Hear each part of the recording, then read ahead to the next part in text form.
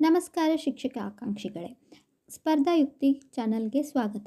ಇಂದಿನ ತರಗತಿಯಲ್ಲಿ ನಾವು 6ನೇ ತರಗತಿಯ ಇತಿಹಾಸದ ಅತ್ಯಂತ ಪ್ರಮುಖ ಅಧ್ಯಾಯವಾದ ಇತಿಹಾಸದ ಪರಿಚಯ ಮತ್ತು ಆರಂಭಿಕ ಸಮಾಜದ ಬಗ್ಗೆ ಆಳವಾಗಿ ಅಧ್ಯಯನ ಮಾಡೋಣ.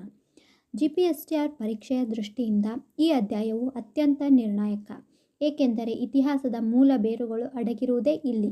ಇತಿಹಾಸ ಅಂದರೆ ಕೇವಲ ರಾಜರ ಕಥೆಯಲ್ಲ, ಅದು ಮಾನವ ಕುಲದ ವಿಕಾಸದ ಹಾದಿ.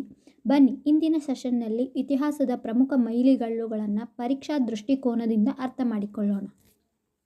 ಸ್ಪರ್ಧಾತ್ಮಕ ಪರೀಕ್ಷೆಗಳಲ್ಲಿ ಇತಿಹಾಸ ಪದದ ಮೂಲ ಮತ್ತು ವ್ಯಾಖ್ಯಾನದ ಮೇಲೆ ಪ್ರಶ್ನೆಗಳು ಬರುತ್ತವೆ. ಇತಿಹಾಸ ಅಂದರೆ ಸಂಸ್ಕೃತದಲ್ಲಿ ಇತಿ ಪ್ಲಸ್ ಹ ಪ್ಲಸ್ ಆಸ ಎಂದು ಅರ್ಥ, ಅಂದರೆ ಹೀಗೆಯೇ ನಡೆದಿತ್ತು ಎಂದು. ಇತಿಹಾಸವು ಕೇವಲ ಹಿಂದಿನ ಘಟನೆಗಳ ಸಂಕಲನವಲ್ಲ. ಅದನ್ನು ಇತಿಹಾಸ ಎಂದು ಕರೆಯಬೇಕಾದರೆ 3 ಪ್ರಮುಖ ಆಧಾರ ಸ್ತಂಭಗಳು ಇರಲೇಬೇಕು. ಮೊದಲನೆಯದಾಗಿ ಕಾಲ ಅಂದರೆ ಟೈಮ್, ಅಂದರೆ ಆ ಘಟನೆ ನಡೆದ ನಿಖರವಾದ ಸಮಯ. ಸಾಮಾನ್ಯ ಶಕ ಅಥವಾ ಸಾಮಾನ್ಯ ಶಕಪೂರ್ವ ಎಂಬ ಉಲ್ಲೇಖವಿರಬೇಕು. ಎರಡನೆಯದಾಗಿ ಸ್ಥಳ ಅಂದರೆ ಪ್ಲೇಸ್, ಆ ಘಟನೆಯಲ್ಲಿ ಭಾಗಿಯಾದ ನಾಯಕ ಅಥವಾ ಸಮಾಜದ ಉಲ್ಲೇಖವಿರಬೇಕು. ಪರೀಕ್ಷೆಯಲ್ಲಿ ನೆನಪಿಡಿ, ಈ 3 ವಿವರಗಳಿಲ್ಲದಿದ್ದರೆ ನಾವು ಅದನ್ನು ಇತಿಹಾಸ ಎನ್ನದೇ ಕೇವಲ ಪುರಾಣ ಅಥವಾ ಕತೆ ಎಂದು ಕರೆಯುತ್ತೇವೆ. ಇತಿಹಾಸಕಾರರು ವೈಜ್ಞಾನಿಕ ನೆಲೆಯಲ್ಲಿ ಪುರಾವೆಗಳ ಆಧಾರದ ಮೇಲೆ ಈ ಘಟನೆಗಳನ್ನು ಪುನರ್ರಚಿಸುತ್ತಾರೆ. ಬಹಳಷ್ಟು ಜನ ಇತಿಹಾಸವನ್ನು ಕೇವಲ ಕತೆ ಎಂದು ತಪ್ಪಾಗಿ ಭಾವಿಸುತ್ತಾರೆ. ಆದರೆ ಇತಿಹಾಸ ಮತ್ತು ಕಥೆಯ ನಡುವಿನ ಒಂದು ದೊಡ್ಡ ಗೆರೆ ಇದೆ. ಕಥೆಯಲ್ಲಿ ಕಲ್ಪನೆಗೆ ಅವಕಾಶವಿದೆ, ಅಲ್ಲಿ ಒಂದಾನೊಂದು ಕಾಲದಲ್ಲಿ ಎಂಬ ಅಸ್ಪಷ್ಟತೆ ಇರುತ್ತೆ. ಆದರೆ ಇತಿಹಾಸವು ಅಸ್ಪಷ್ಟವಾಗಿರಲು ಸಾಧ್ಯವಿಲ್ಲ. ಪರೀಕ್ಷೆಯಲ್ಲಿ ನೆನಪಿಡಿ, ಇತಿಹಾಸವು ಪುರಾವೆ ಅಂದರೆ ಎವಿಡೆನ್ಸ್ಗಳ ಆಧಾರದ ಮೇಲೆ ನಿಂತಿದೆ. ಉದಾಹರಣೆಗೆ, ಅಶೋಕ ಚಕ್ರವರ್ತಿಯ ಬಗ್ಗೆ ನಾವು ಮಾತನಾಡುವಾಗ ಕೇವಲ ಗಾಳಿಯಲ್ಲಿ ಮಾತನಾಡುತ್ತಿಲ್ಲ. ನಮ್ಮ ಬಳಿ ಶಾಸನಗಳಿವೆ, ನಾಣ್ಯಗಳಿವೆ. ಸಾಮಾನ್ಯ ಶಕಪೂರ್ವ 261 ಎಂಬ ನಿಖರ ಕಾಲವಿದೆ. ಇತಿಹಾಸವು ಸಮಾಜದ ಸ್ಮರಣ ಶಕ್ತಿ ಇದ್ದಂತೆ.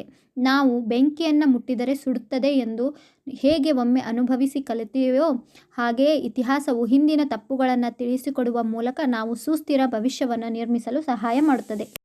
ಈಗ ನಾವು ಇತಿಹಾಸದ ಅಡಿಪಾಯ ಹಾಕಿದ ಮಹಾನ್ ವ್ಯಕ್ತಿಯ ಬಗ್ಗೆ ತಿಳಿಯೋಣ. ಅವರು ಗ್ರೀಕ್ ದೇಶದ ಹೆರೋಡಟಸ್. ಸ್ಪರ್ಧಾತ್ಮಕ ಪರೀಕ್ಷೆಗಳಲ್ಲಿ ಪದೇ ಪದೇ ಕೇಳುವ ಪ್ರಶ್ನೆ ಎಂದರೆ, ಇತಿಹಾಸದ ಪಿತಾಮಹ ಯಾರು? ಇದಕ್ಕೆ ಉತ್ತರ ಹೆರೋಡಟಸ್.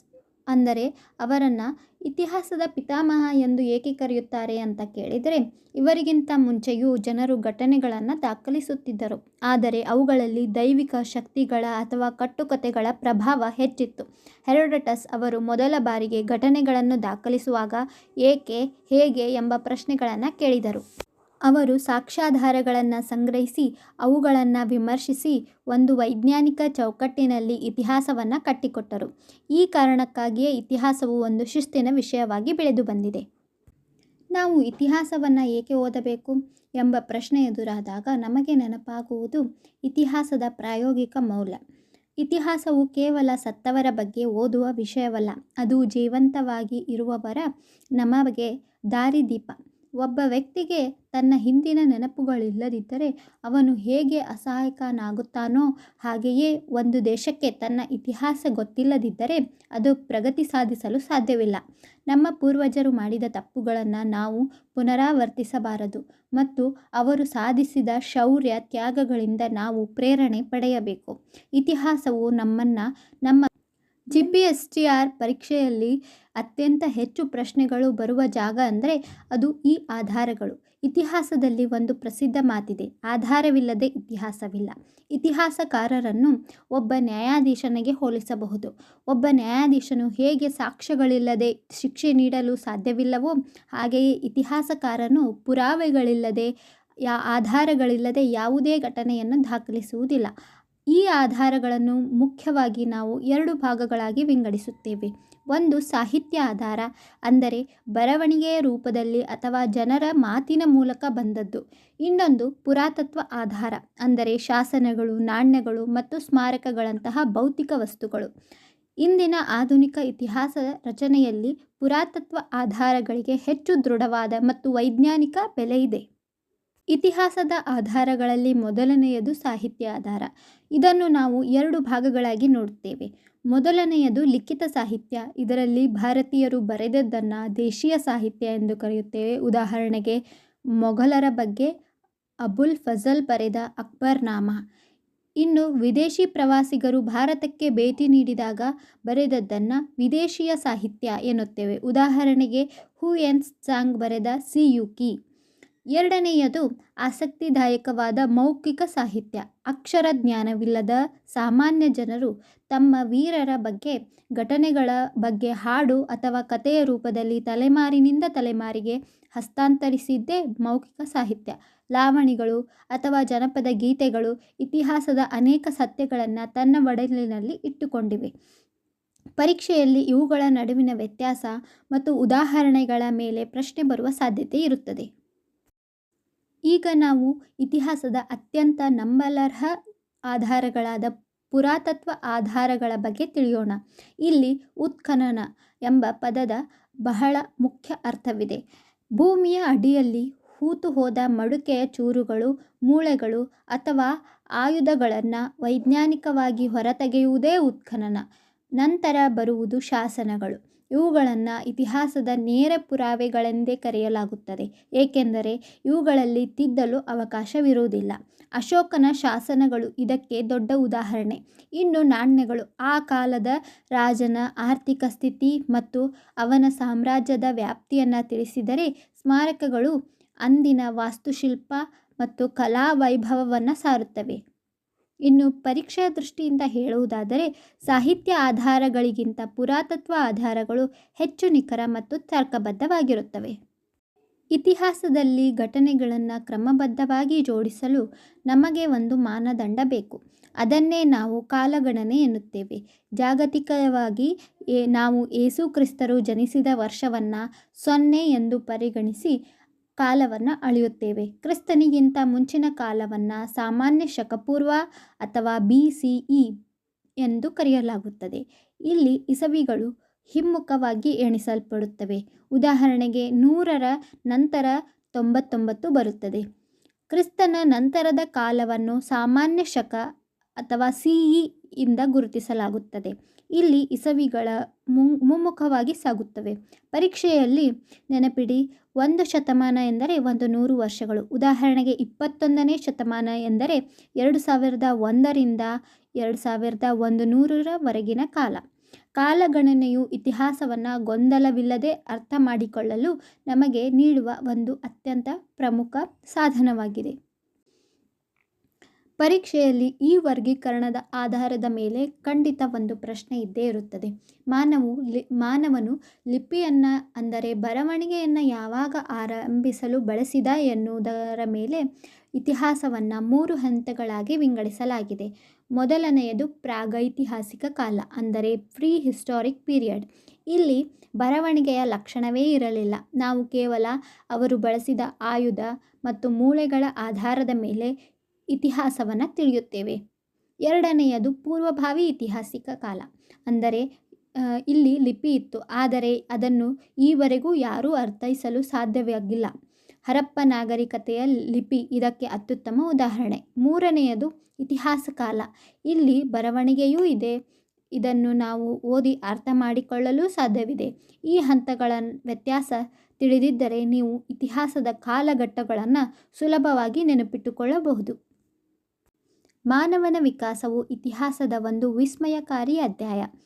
ವಿಜ್ಞಾನಿಗಳು ಮತ್ತು ಇತಿಹಾಸಕಾರರ ಪ್ರಕಾರ ಆಧುನಿಕ ಮಾನವನ ಅಂದರೆ ಹೋಮೋಸೆಪಿಯನ್ಸ್ ಮಾದರಿಯ ದೈಹಿಕ ರಚನೆಯುಳ್ಳ ಮಾನವರು ಮೊದಲು ಕಾಣಿಸಿಕೊಂಡಿದ್ದು ದಕ್ಷಿಣ ಆಫ್ರಿಕಾದಲ್ಲಿ.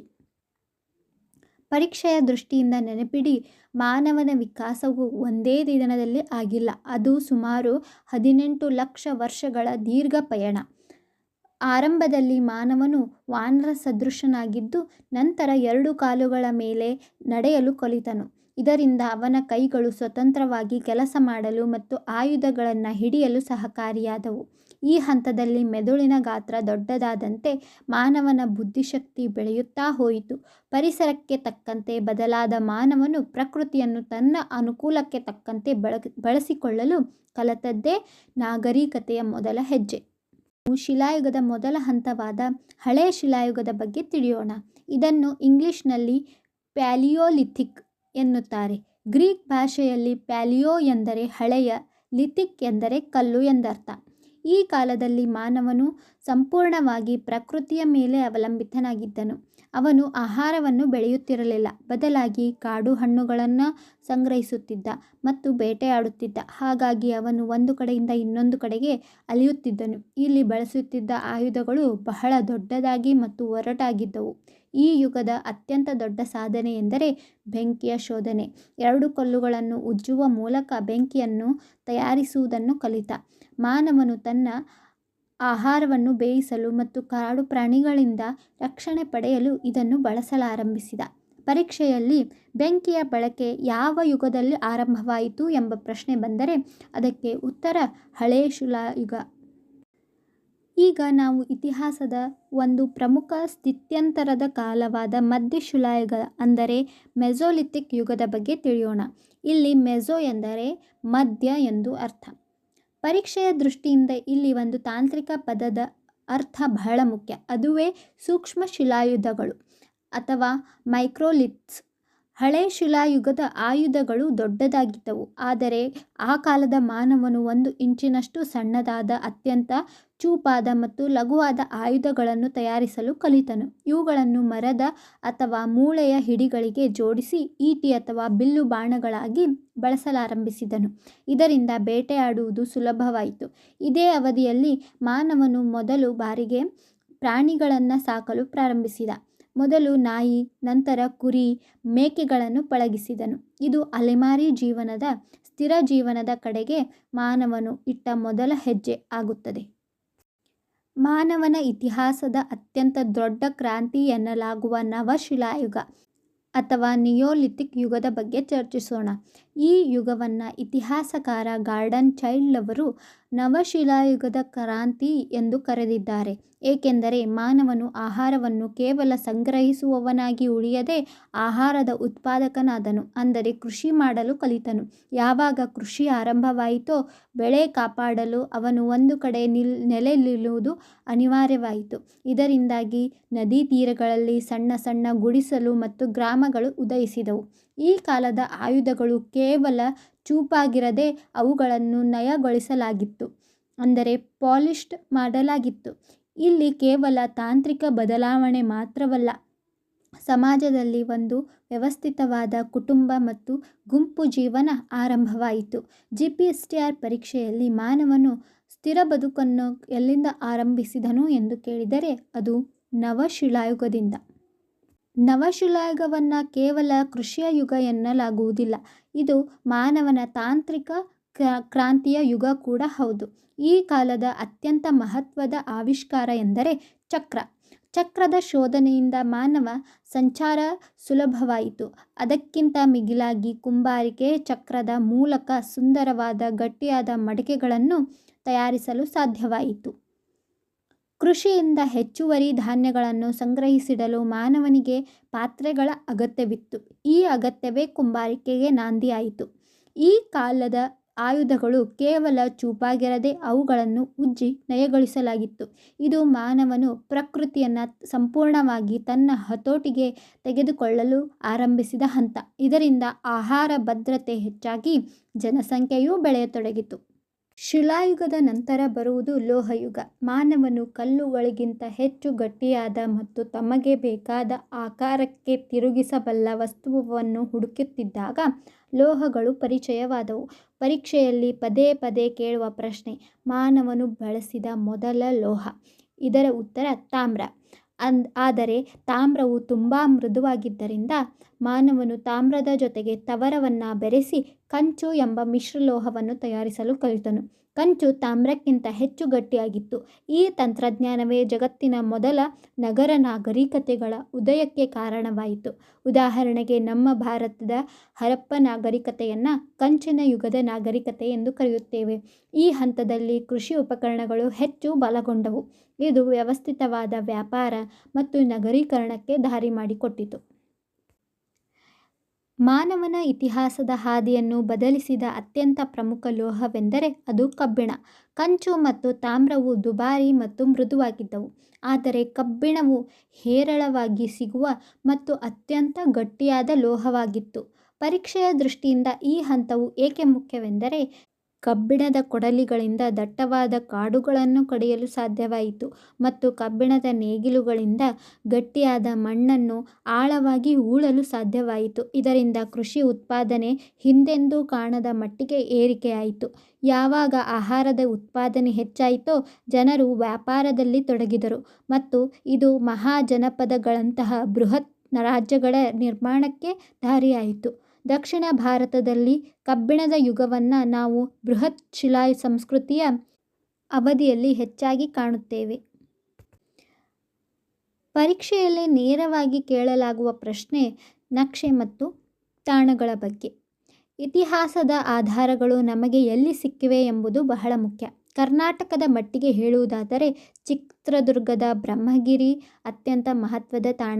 ಇಲ್ಲಿ ನವಶಿಲಾಯುಗದಿಂದ ಹಿಡಿದು ಮೌರ್ಯರ ಕಾಲದವರೆಗಿನ ಕುರುಹುಗಳು ಸಿಕ್ಕಿವೆ. ಹಾವೇರಿ ಜಿಲ್ಲೆಯ ಹಳ್ಳೂರು ದಕ್ಷಿಣ ಭಾರತದ ಕಬ್ಬಿಣದ ಯುಗದ ಸಂಶೋಧನೆಯಲ್ಲಿ ಮೈಲಿಗಲ್ಲು. ಪರೀಕ್ಷೆಯಲ್ಲಿ ಒಂದು ನಿರ್ದಿಷ್ಟ ಪ್ರಶ್ನೆ ಇರಬಹುದು: ದಕ್ಷಿಣ ಭಾರತದಲ್ಲಿ ಕಬ್ಬಿಣದ ಬಳಕೆ ಯಾವಾಗ ಆರಂಭವಾಯಿತು ಎಂದು. ಹಳ್ಳೂರಿನ ಉತ್ಖನನವು ಸುಮಾರು ಸಾಮಾನ್ಯ ಶಕಪೂರ್ವ 1000 ವರ್ಷಗಳಷ್ಟು ಹಳೆಯದು ಎಂದು ಸಾಬೀತುಪಡಿಸಿದೆ. ಈ ತಾಣಗಳ ಹೆಸರು ಮತ್ತು ಅವುಗಳ ವಿಶೇಷತೆಯನ್ನು ನೆನಪಿಟ್ಟುಕೊಳ್ಳುವುದು ಸ್ಕೋರ್ ಮಾಡಲು ಅತ್ಯಗತ್ಯವಾಗಿದೆ. ಇಂದಿನ ತರಗತಿಯಲ್ಲಿ ನಾವು ಇತಿಹಾಸದ ಉಗಮದಿಂದ ಹಿಡಿದು ಲೋಹಯುಗದವರೆಗಿನ ಮಾನವನ ಅತ್ಯದ್ಭುತ ಪಯಣವನ್ನು ನೋಡಿದ್ದೇವೆ. ಈ ಪಾಠದಿಂದ ನೀವು ನೆನಪಿಟ್ಟುಕೊಳ್ಳಬೇಕಾದ ಸಾರಾಂಶವೆಂದರೆ, ಇತಿಹಾಸವು ಕೇವಲ ಘಟನೆಗಳ ಆಧಾರದ ಪಟ್ಟಿಯಲ್ಲ, ಅದು ವೈಜ್ಞಾನಿಕ ಪುರಾವೆಗಳ ಆಧಾರದ ಮೇಲೆ ಕಟ್ಟಿದ ಭವಿಷ್ಯದ ದಾರಿದೀಪ. ಪರೀಕ್ಷೆಯ ದೃಷ್ಟಿಯಿಂದ ಶಿಲಾಯುಗದ 3 ಹಂತಗಳ ನಡುವಿನ ವ್ಯತ್ಯಾಸವನ್ನು ಅರ್ಥಮಾಡಿಕೊಳ್ಳಿ. ಹಳೆ ಶಿಲಾಯುಗ ಅಂದರೆ ಬೆಂಕಿಯ ಬಳಕೆ, ಮಧ್ಯಶಿಲಾಯುಗ ಎಂದರೆ ಸೂಕ್ಷ್ಮ ಶಿಲಾಯುಧಗಳು ಮತ್ತು ನವಶಿಲಾಯುಗ ಎಂದರೆ ಕೃಷಿ ಹಾಗೂ ಚಕ್ರದ ಸಂಶೋಧನೆ. ಲೋಹಗಳ ಬಳಕೆಯು ಮಾನವನನ್ನು ಬೃಹತ್ ಸಾಮ್ರಾಜ್ಯಗಳ ನಿರ್ಮಾಣಕ್ಕೆ ಸಿದ್ಧಗೊಳಿಸಿತು. ಈ ಮೂಲಭೂತ ಅಂಶಗಳು ನಿಮ್ಮ ಮನಸ್ಸಿನಲ್ಲಿ ಸ್ಪಷ್ಟವಾಗಿದ್ದರೆ, ಪರೀಕ್ಷೆಯ ಯಾವುದೇ ಕಠಿಣ ಪ್ರಶ್ನೆಯನ್ನಾದರೂ ನೀವು ಸುಲಭವಾಗಿ ಎದುರಿಸಬಹುದು. ಇನ್ನು ಪರೀಕ್ಷಾ ದೃಷ್ಟಿಯಿಂದ ಕೆಲವಷ್ಟು ಹೆಚ್ಚಿನ ಮಾಹಿತಿಯನ್ನು ಇಲ್ಲಿ ತಿಳಿಸುತ್ತೇನೆ. ಇತಿಹಾಸವನ್ನು ಇಂಗ್ಲಿಷ್ನಲ್ಲಿ ಹಿಸ್ಟ್ರಿ ಎನ್ನುತ್ತಾರೆ. ಇದು ಗ್ರೀಕ್ ಭಾಷೆಯ ಹಿಸ್ಟೋರಿಯಾ ಎಂಬ ಪದದಿಂದ ಬಂದಿದೆ. ಇದರ ಅರ್ಥ ವಿಚಾರಣೆ ಅಥವಾ ಸಂಶೋಧನೆ, ಇನ್ಕ್ವೈರಿ ಅಥವಾ ರಿಸರ್ಚ್ ಎಂದರ್ಥ. ಇನ್ನು ವೈಜ್ಞಾನಿಕತೆ ಅಂದರೆ ಪುರಾತತ್ವ ಆಧಾರಗಳನ್ನು ವಿಶ್ಲೇಷಿಸಲು ಕಾರ್ಬನ್ ಡೇಟಿಂಗ್, C14 ನಂತಹ ವೈಜ್ಞಾನಿಕ ವಿಧಾನಗಳನ್ನು ಬಳಸಲಾಗುತ್ತದೆ. ಇದು ಇತಿಹಾಸದ ನಿಖರತೆಯನ್ನು ಹೆಚ್ಚಿಸುತ್ತದೆ. ಪರೀಕ್ಷೆಯಲ್ಲಿ ಕೆಳಗಿನವುಗಳಲ್ಲಿ ಯಾವುದು ಪುರಾತತ್ವ ಆಧಾರವಲ್ಲ ಎಂಬ ಪ್ರಶ್ನೆ ಬರಬಹುದು. ಆಗ ನೀವು ಸಾಹಿತ್ಯ ಮತ್ತು ಪುರಾತತ್ವ ಆಧಾರಗಳ ನಡುವಿನ ವ್ಯತ್ಯಾಸವನ್ನು ಸ್ಪಷ್ಟವಾಗಿ ತಿಳಿದಿರಬೇಕು. ಯಾವ ಆಧಾರವು ಅಂದಿನ ಕಾಲದ ಧರ್ಮ ಮತ್ತು ಕಲೆಯ ಬಗ್ಗೆ ಹೆಚ್ಚು ಬೆಳಕು ಚೆಲ್ಲುತ್ತದೆ? ಇದರ ಉತ್ತರ ಸ್ಮಾರಕಗಳು. ನಾಣ್ಯಗಳ ಬಗ್ಗೆ ಅಧ್ಯಯನ ಮಾಡುವ ಶಾಸ್ತ್ರವನ್ನು ಏನೆಂದು ಕರೆಯುತ್ತಾರೆ ಎಂದು ಕಮೆಂಟ್ ಬಾಕ್ಸ್ನಲ್ಲಿ ತಿಳಿಸಿ. ಶಾಸನಗಳ ಬಗ್ಗೆ ಅಧ್ಯಯನ ಮಾಡುವುದನ್ನು ಎಪಿಗ್ರಫಿ ಎನ್ನುತ್ತಾರೆ. ಇವು ನೇರ ಪ್ರಶ್ನೆಗಳಾಗಿ ಬರುವ ಸಾಧ್ಯತೆ ಇವೆ. ಕೆಲವೊಬ್ಬರಿಗೆ ಗೊಂದಲ ಇರಬಹುದು. ಮೊದಲು BC ಅಥವಾ AD ಅಂತ ಕರೀತಿದ್ರು. BC ಅಂದರೆ ಬಿಫೋರ್ ಕ್ರೈಸ್ಟ್, AD ಅಂದರೆ ಅನ್ನೋ ಡೊಮಿನಿ. ಮೊದಲು ಪಠ್ಯಪುಸ್ತಕಗಳಲ್ಲಿಯೂ ಸಹ ಇವುಗಳ ಬಳಕೆ ಇತ್ತು. ಆದರೆ ಈಗ ಅವುಗಳನ್ನೇ ಹೆಚ್ಚು ಜಾತ್ಯತೀತವಾಗಿ BCE ಮತ್ತು CE ಎಂದು ಕರೆಯಲಾಗುತ್ತದೆ. BCE ಎಂದರೆ ಬಿಫೋರ್ ಕಾಮನ್ ಎರಾ ಮತ್ತು CE ಎಂದರೆ ಕಾಮನ್ ಎರಾ. ಇನ್ನು ಹಳೆ ಶಿಲಾಯುಗದ ಮಾನವರನ್ನು ಕ್ವಾರ್ಟರ್ಸೈಟ್ ಮಾನವರು ಎಂದು ಕರೆಯಲಾಗುತ್ತದೆ, ಏಕೆಂದರೆ ಅವರು ಬೆಣಚು ಕಲ್ಲುಗಳನ್ನು ಹೆಚ್ಚಾಗಿ ಬಳಸುತ್ತಿದ್ದರು. ಮಿಶ್ರಲೋಹದ ಜ್ಞಾನ. ಕಂಚು, ಬ್ರೋಂಜ್ ಎಂಬುದು ತಾಮ್ರ ಅಂದರೆ ಕಾಪರ್ ಮತ್ತು ತವರಗಳ ಮಿಶ್ರಣವಾಗಿದೆ ಎಂಬುದನ್ನು ವಿಜ್ಞಾನ ಮತ್ತು ಇತಿಹಾಸ ಎರಡರ ದೃಷ್ಟಿಯಿಂದಲೂ ಸಹ ನೆನಪಿಟ್ಟುಕೊಳ್ಳಿ. ಇಲ್ಲಿಗೆ ಇತಿಹಾಸದ ಪರಿಚಯ ಮತ್ತು ಆರಂಭಿಕ ಸಮಾಜ ಎಂಬ ಮೊದಲ ಅಧ್ಯಾಯ ಮುಕ್ತಾಯವಾಯಿತು. ಈ ವಿಶ್ಲೇಷಣೆ ನಿಮ್ಮ ಅಧ್ಯಯನಕ್ಕೆ ಹೊಸ ವೇಗ ನೀಡಿದೆ ಎಂದು ಭಾವಿಸುತ್ತೇನೆ. ಸ್ಪರ್ಧಾತ್ಮಕ ಪರೀಕ್ಷೆಯ ಹಾದಿ ಸುಲಭವಲ್ಲ, ಆದರೆ ನಿರಂತರ ಪರಿಶ್ರಮ ಮತ್ತು ಆಳವಾದ ಅಧ್ಯಯನ ನಿಮ್ಮನ್ನು ಖಂಡಿತವಾಗಿ ಸರ್ಕಾರಿ ಶಿಕ್ಷಕ ಹುದ್ದೆಯತ್ತ ಕೊಂಡೊಯ್ಯುತ್ತದೆ. ಮುಂದಿನ ವಿಡಿಯೋದಲ್ಲಿ ನಾವು ಭಾರತ ನಮ್ಮ ಹೆಮ್ಮೆ ಎಂಬ ಪಾಠದ ಬಗ್ಗೆ ವಿವರವಾಗಿ ಚರ್ಚಿಸೋಣ. ಈ ಪ್ರಯತ್ನ ನಿಮಗೆ ಇಷ್ಟವಾಗಿದ್ದರೆ ಈ ವಿಡಿಯೋವನ್ನು ಲೈಕ್ ಮಾಡಿ ಹಾಗೂ ನಿಮ್ಮಂಥ ಸಾವಿರಾರು ಅಭ್ಯರ್ಥಿಗಳಿಗೆ ತಲುಪುವಂತೆ ಶೇರ್ ಮಾಡಿ. All the best.